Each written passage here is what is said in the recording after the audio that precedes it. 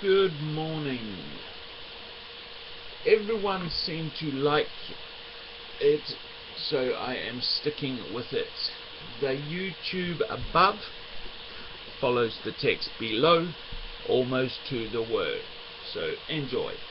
And listen and check. Listen and check. Okay, climate change. We know it's here. There are some who still deny it, but I think they're running out of arguments. How does it happen? Warmth comes from the sun and it gets trapped by the greenhouse gases instead of being reflected back into space.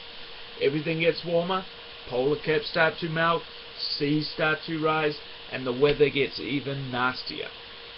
How can we change it though?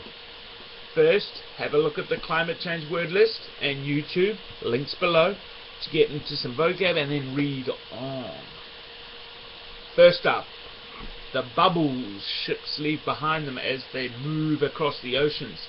Scientists are investigating the idea that somehow making the bubbles smaller using aerosol technology can help reduce global warming. If the bubbles are smaller, they reflect more sunlight / heat back where it came from, and thus reducing the warming effect. They even talk about ships with bubble generators moving to particular areas, and which may be able to change the weather for the better. Those crazy scientists. The very clever Japanese are already experimenting with bubble technology. Under ships to make them more streamlined and fuel efficient. Final fact from this story, which I found a bit staggering.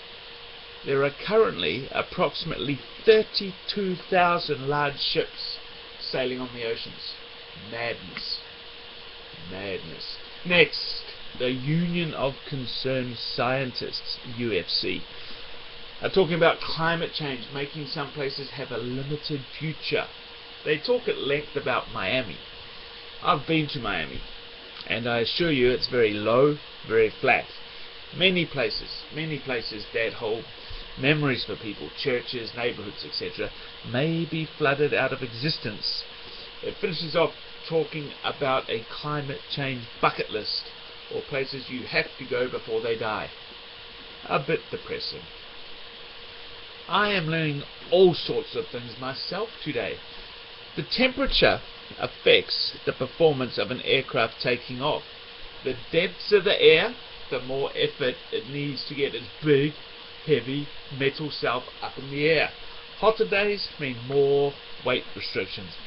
I never realized that when they are really mean about your bag being 2 kilograms overweight, it may be because of the high temperature. Wow. They need solutions. Wings can't really be changed in shape, as they're designed for for cruising, where the airplane is most of the time. Now, the two other options are longer runways or moving flights to a cooler time of the day. One thing I am sure about is that the airlines will find a way to charge us for it. Thank you for listening. Read the articles, look at the vocab lists, leave a comment if you want. Thank you. And bye-bye.